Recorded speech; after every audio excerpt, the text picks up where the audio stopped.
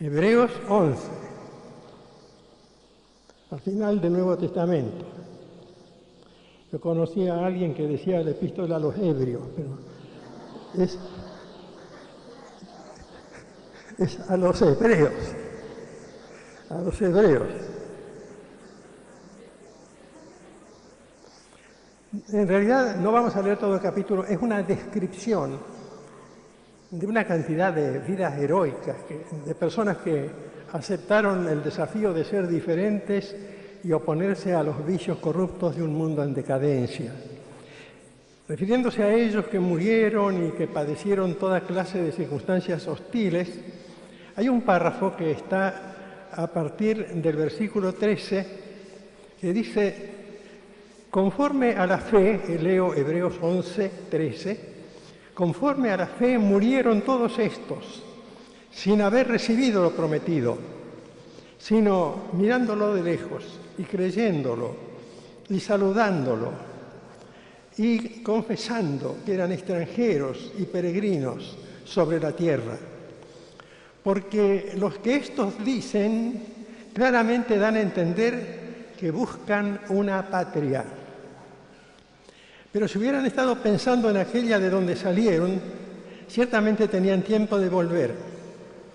Pero anhelaban una mejor, esto es celestial, por lo cual Dios no se avergüenza de llamarles Dios de ellos o de llamarse Dios de ellos, porque les ha preparado una ciudad. Y sigue después describiendo los nombres de los otros peregrinos que esperaban la patria celestial. Hoy yo escuché todo el discurso de Kirchner. Me gusta escuchar los discursos de los líderes del mundo, porque me dan una visión de lo que piensa la persona que está al margen de la vida interna de la Iglesia. A veces los pastores vivimos en una especie de burbuja de cristal. Toda nuestra vida tiene que ver con la Iglesia, las llamadas telefónicas, las conversaciones con los vecinos, las conversaciones con los amigos, las conversaciones con los miembros y la cara que ponen los miembros cuando uno va a charlar con ellos, ponen cuadritos, ponen cartelitos, ponen versículos, en fin, ponen cara especial. Y entonces uno también se acostumbra a poner esa misma cara especial y a veces dice, bueno, voy a escuchar un mensaje de un famoso predicador. Entonces busco algún predicador de los más famosos, por ejemplo en televisión, o en alguna grabación en cassette, o si puedo ir personalmente a oírlo, como ahora nos contaba Eduardo que viene Franklin Graham. Él es un muchacho, un joven, no sé si tendrá 50 años, joven desde mi ángulo. Es un predicador notable, yo lo he escuchado, lo conozco personalmente, he charlado con él. Y bueno, hay que ir a escucharlo, pero no solamente escucharlo, y eso lo va a explicar Eduardo lo que hay que hacer. Yo apoyo esa campaña, por supuesto. Pero uno dice, bueno, vamos a escuchar a Franklin Graham, o al padre, que todavía predica, a Billy Graham, o a quien sea. Pero decir, voy a escuchar a Kirchner. Hace unos meses, ¿quién lo conocía? No, por ahí alguna vez decían, el gobernador de Santa Cruz, nada menos que allá al lado del estrecho de Magallanes, en una provincia que tiene menos habitantes que el barrio de Arroyito. La provincia de Santa Cruz en total tiene 38.000 habitantes. Arroyito tiene mucho más. Rosario tiene más de 1 millón. Con los alrededores 1,5 millones. De manera que uno dice, bueno, debe ser un gran orador en su provincia, donde no debe haber muchos oradores. De acá en Buenos Aires, donde cada político es un orador y saben de todo, empiezan diciendo hermanos y hermanas de mi patria y terminan diciendo que Dios les bendiga. Se conocen hasta el lenguaje bíblico y todo. Entonces uno dice, ¿cómo será Kirchner? No dijo hermanas y hermanos, ni dijo que Dios les bendiga. Creo que, además de lo que la Biblia dice que tenemos que respetar a las autoridades, la Biblia dice que las autoridades, nos gusten o no, han sido constituidas por Dios. ¿Se acuerdan cuando Poncio Pilato le dijo a Jesús, pues empezaron a discutir? Alguna vez sería lindo tener un estudio bíblico sobre esa discusión entre Jesús y Pilato. Pilato le dice, como vos no me contestás a mí, ¿no sabés que yo tengo autoridad para crucificarte y autoridad para soltarte? Porque soy nada menos que el gobernador. el gobernador militar de esta tierra. Tierra ocupada e invadida como Irak. No por los norteamericanos que en aquella época no estaban, sino por los romanos. Y los romanos habían puesto una guarnición y tenían ellos un cuartel en Jerusalén que se llamaba Torre Antonia, aunque la guarnición estaba en una ciudad que se llamaba Cesarea, y tenían ahí un gobierno ejercido, un gobierno títere a cargo del rey Herodes, que era nada más que eso, un títere, y un gobernante lleno de vicios y de corrupción, pero que al fin y al cabo representaba al imperio, que era Poncio Pilato. Es decir, Poncio Pilato allí era el imperio, no había nadie más importante que él. Había que buscarlo en otra parte. Estaba casado con Claudia Procla, que era parienta del emperador, y entonces cuando pasaba algún problema, él tenía que irse a Roma y aprovechar la influencia de la señora para decir, a ver si arreglamos esto sin mucho escándalo. Era la costumbre de Poncio. Entonces cuando Pilato se ve con el problema de Jesús, le impresiona, porque Jesús era un tipo diferente. A mí me gustan los cristianos que se atreven a ser diferentes, diferentes de verdad, diferentes en contacto con la gente, diferentes en la oficina, diferentes en el colegio, diferentes en la calle, diferentes en todas partes, que muestran su identidad cristiana. Así como nos ponemos una escarapela porque es 25 de mayo. Cuando se muestra una escarapela sin necesidad de exhibirla, de la patria del cielo, de la patria celestial. Jesús era ese tipo de persona, avasallante. Hoy yo lo miraba a Fidel Castro, cuando llegó y las caras que ponía durante el discurso, y la influencia que tenía, una influencia casi mística sobre mucha gente, que lo aplaudía y lo vivaba, etc. No voy a hacer opiniones aquí sobre Fidel Castro, por supuesto, pero él se atreve a ser diferente. Sabe que ahí, de todo el mundo que había, contaba tal vez con menos simpatizantes de lo que se supone desde el punto de vista de los estadistas, embajadores y presidentes de naciones, no del público, no hablo del público. No le importa, porque él, a su juicio, defiende una verdad que para él es real, que para él es inconmovible, y entonces él aspira a ser diferente, se hace llamar comandante, se deja la barba, pone las cosas como se le ocurren, hace los comentarios que se le da la gana durante la conferencia, sale, se mete en un auto blindado, se manda a mudar a Sheraton. Es la verdad. Pero no le importa ser diferente, diferente. Nosotros tenemos que aprender a ser diferentes, que la gente nos vea por lo que somos, no por la escarapela cristiana que nos pongamos. Una vez estaba yo predicando en España y me regalan una cruz con un mapa de España, bastante grandecita. Y encima de la cruz un signo de interrogación. ¿Es esto para que se lo ponga en la solapa, pastor? Bueno, digo, ¿pero por qué? Para que la gente le pregunte, ¿por qué? ¿Qué quiere decir ese signo de interrogación? Entonces usted es diferente, usted llama la atención, pero llama la atención en una dirección, en la dirección de Cristo. Bueno, Cristo se encuentra con Poncio Pilato y demuestra que es diferente. Es diferente. No le da ni la hora a Poncio Pilato, le contesta cuando quiere y cuando no quiere no le contesta. Poncio Pilato por ahí le hace preguntas y Jesús le contesta brevemente con cosas que parece que no tienen nada que ver y otras veces calla la boca. Entonces Poncio Pilato se cansa y dice, mira, yo te puedo dar el indulto como a Seineldín. O te mando a crucificar, porque tengo autoridad para dictar sentencia. Tengo las dos alternativas. Tengo autoridad. Soy el imperio, soy Roma. Acá no está el emperador, acá estoy yo, Poncio Pilato. Domino el mundo de esta zona. Domino este país. Me pusieron acá, tengo un ejército que me apoya. La base está acá en la Torre Antonia. Tenemos ahí una guardia permanente bastante numerosa que pudo aplastar la rebelión de los galileos cuando tuvimos que matar unos cuantos porque habían cometido pecados que para nosotros los romanos no se podían admitir, ambiciones de autonomía. Tengo autoridad. Y Jesús le contesta algo que Dios contesta desde el principio, desde el huerto de Edén del que nos hablaba Marcelo. Dice, no tenés ninguna autoridad. La autoridad que tenés, la tenés porque te la dio Dios. Ninguna autoridad tendrías contra mí. Dice Jesús, capítulo 19 del Evangelio de Juan, ustedes lo pueden leer con tranquilidad en su casa porque es un capítulo largo donde está este diálogo. está también en el capítulo 18. Ninguna autoridad tendrías contra mí si no te fuera dado de arriba. ¿Cómo? Dice uno. Dios lo puso a Poncio Pilato. Dios lo puso al César de Roma.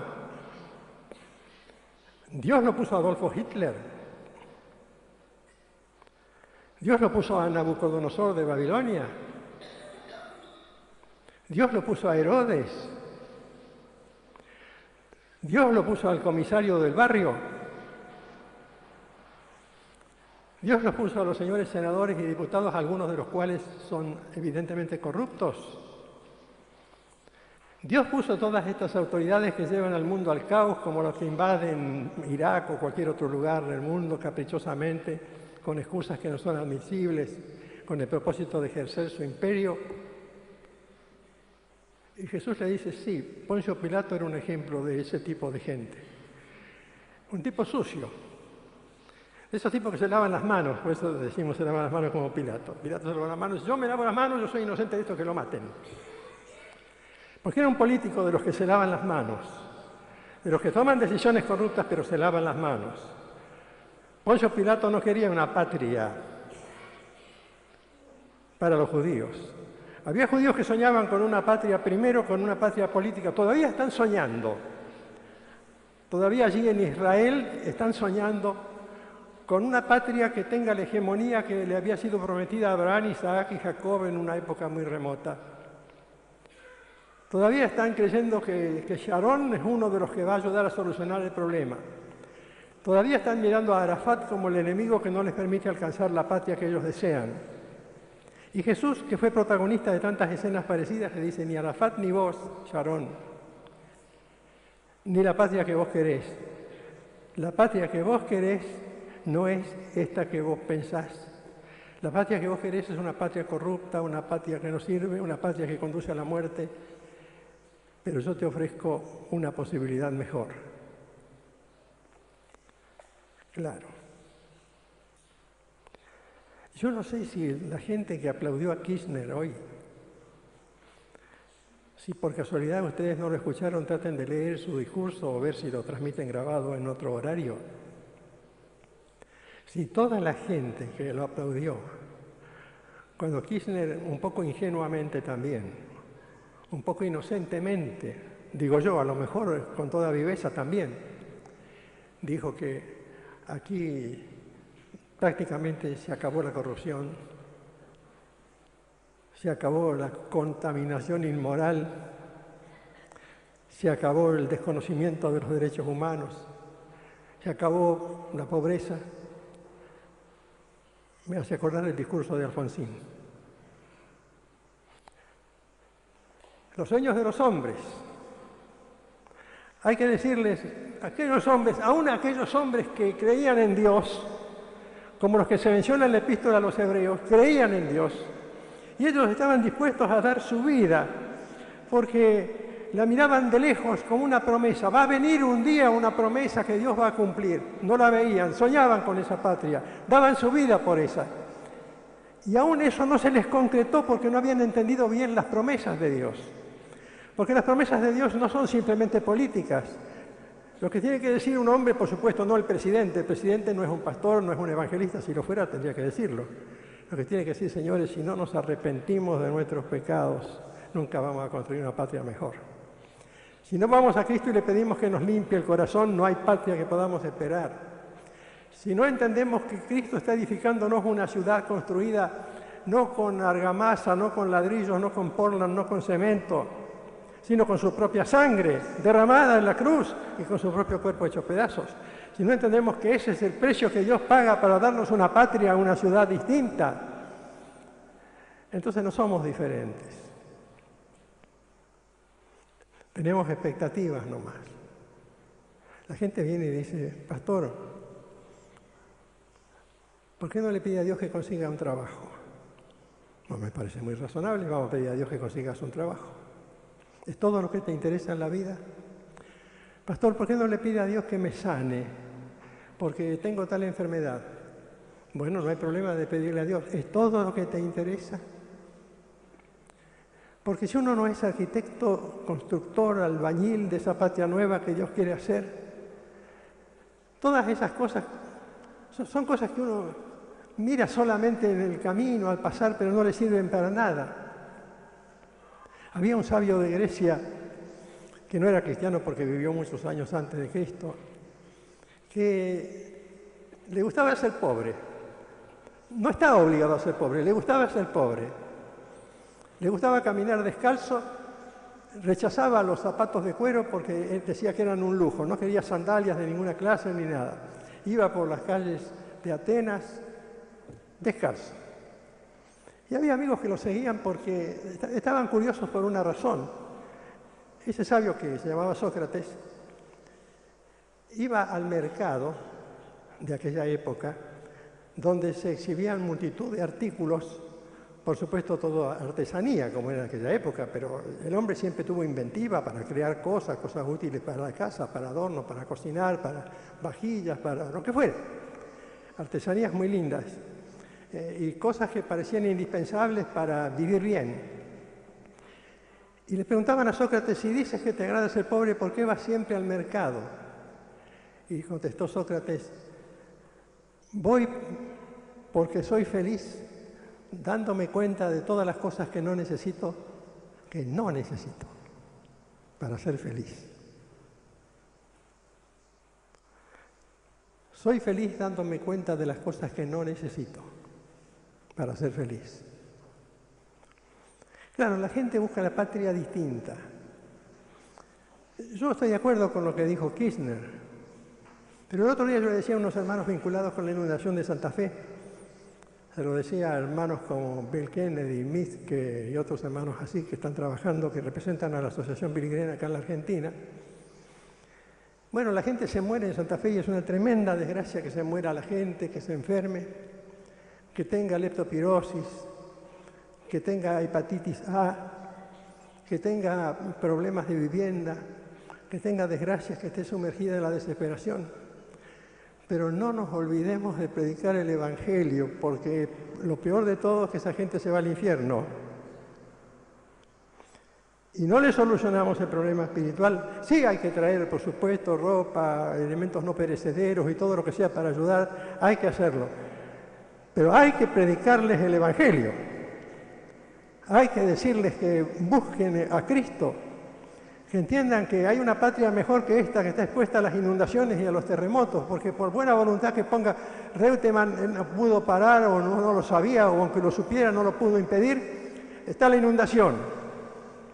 O puede venir un terremoto como el que ocurrió en Argelia, o alguna desgracia como ocurrió en Irak, o caer algún día, Dios no lo quiera, en el futuro alguna bomba nuclear que se lleve centenares de miles de vidas. Hay que anunciar el Evangelio. Hay que decirle a la gente que está en peligro, hay que decirle a la gente que se va a la condenación, hay que ser diferente. A la gente no hay que divertirla, a la gente hay que asustarla. ¿Cómo voy a asustar a la gente diciéndole que hay un infierno? Sí, díganle que hay un infierno porque Jesús gastó bastante tiempo, bastante energía y bastante frecuencia en sus mensajes para advertir sobre el infierno de tal manera que decía que si tu mano derecha te es ocasión de pecar, cortate la mano. Y si tu pie es ocasión de pecar, cortate el pie. Y si tu ojo es cuestión de pecar, sacate el ojo. Para Jesús el asunto era serio y aquella gente vivía en miseria también y aspiraban a una patria mejor. Un día que se vayan los romanos, que nos dejen tranquilos, que se vayan todos. Ese cartelito que usaron los políticos lo usaban también en aquella época los judíos de la época de Jesús. Que se vayan todos, los romanos, los invasores, que se vayan todos. Como en Irak anda la gente con cartelitos en árabe, que se vayan todos, los norteamericanos, los ingleses, los franceses y los demás que están ocupando el país. Que se vayan todos.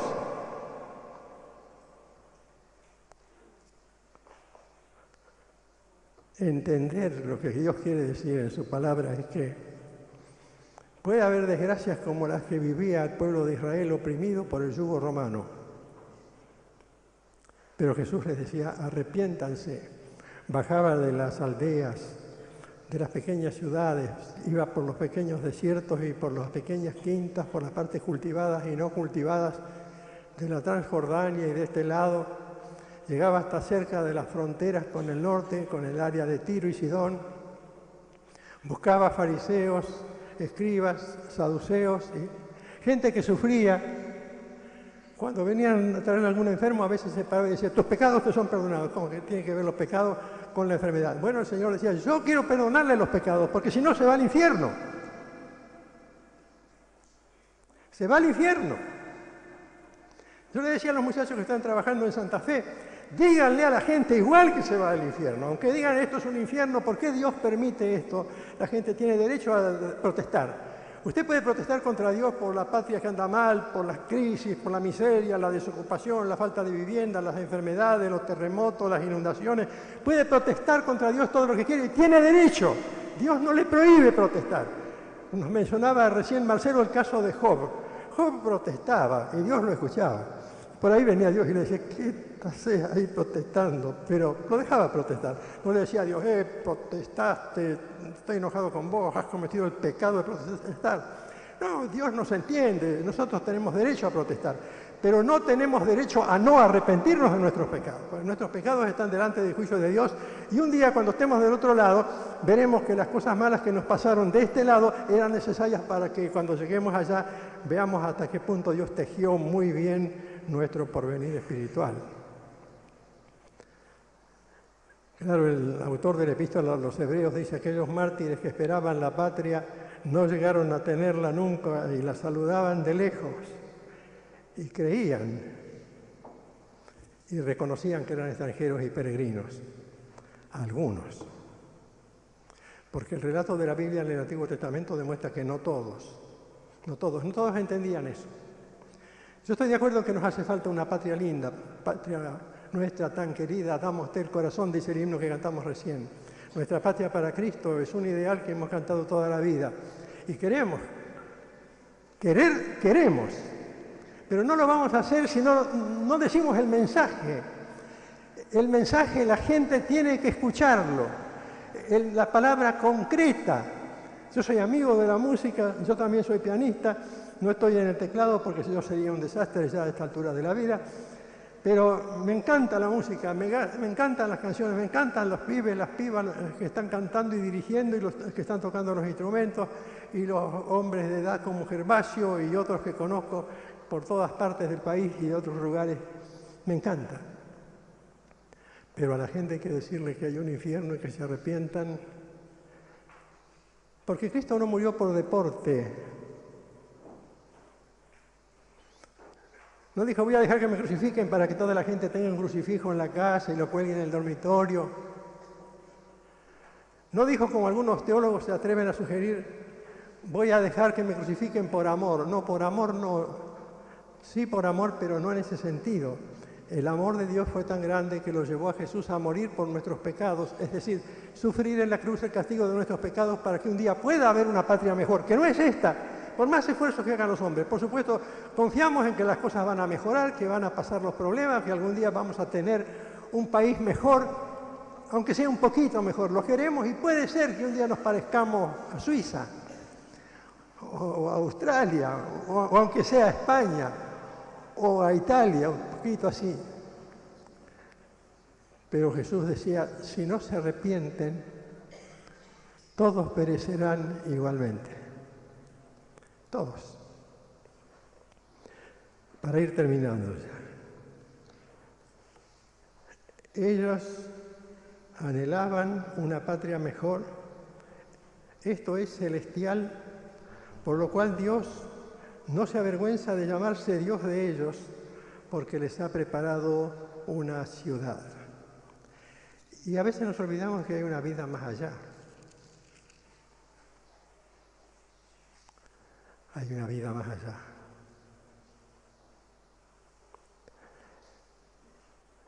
Por esta plataforma pasaron grupos extraordinarios de cantantes.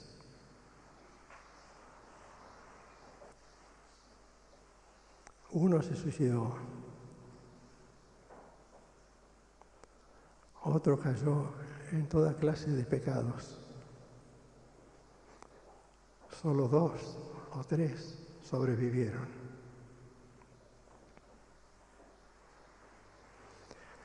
Una ciudad como la que quiere Dios necesita ladrillos no corruptibles. No quiero decir perfectos, no, vamos hacia la perfección. La Biblia dice, el propio San Pablo decía, no que se haya alcanzado, prosigo hacia el blanco. No, Dios no nos exige que seamos perfectos, Dios nos exige que vayamos creciendo, pero que en ese crecer seamos diferentes,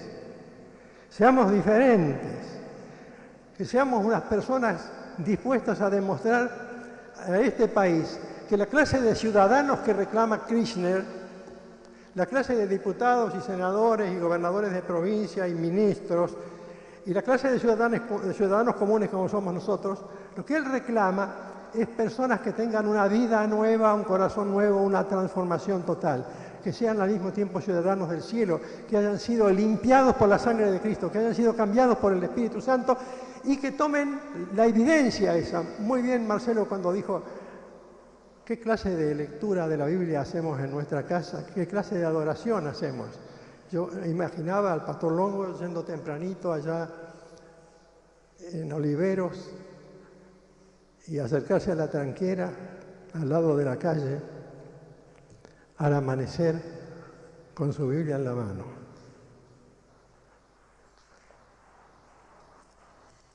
Porque yo cuando era joven me pasaba 3 horas en el piano y 3 minutos en la Biblia. Y así me iba. Perdía todo lo que ganaba. En un solo año perdí 11 miembros de la Iglesia de la Fe donde yo era pastor. Todos jóvenes, todos los varones. Porque yo no tenía una capacitación espiritual adecuada para manejar conflictos. No sabía construir.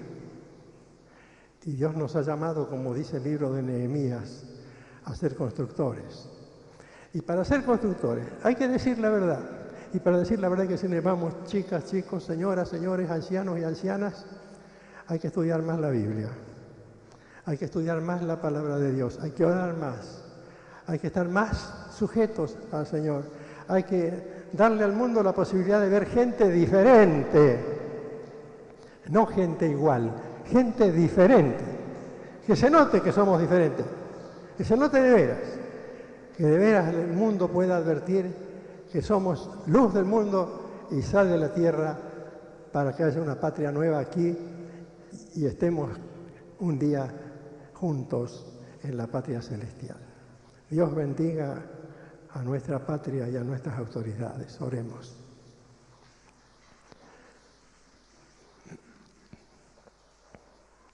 Padre nuestro, hoy es un día muy especial, ¿verdad, Señor? Por lo menos como lo vemos nosotros desde aquí. Pero tú estás a nuestro lado y nos has hecho junto contigo reyes y sacerdotes. Somos embajadores de tu patria celestial. Tú eres, Señor, nuestro Dios, Padre del cielo, soberano, constructor de nuevas naciones. Nosotros estamos esperando en la tierra una patria mejor y está bien, pero no queremos olvidarnos de la patria verdadera. Queremos recordar, Señor, y que tu Espíritu nos lo haga pensar siempre que somos extranjeros y advenedizos, que somos diferentes y que nuestra diferencia debe resultar atractiva para los que nos rodean,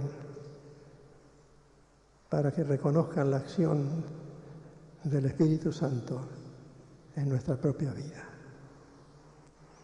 Te suplicamos, Señor, que ninguno de nosotros se vaya esta noche sin pensar en que Dios necesita de nosotros, que tú necesitas de nosotros, que tú, Señor, nos llamas y que quieres hacer de nosotros los verdaderos hacedores de ese mundo mejor que un día vendrá, cuando tu Hijo Jesús regrese y reine sobre la tierra conforme a la profecía. Mientras tanto, Señor, enséñanos a ser distintos.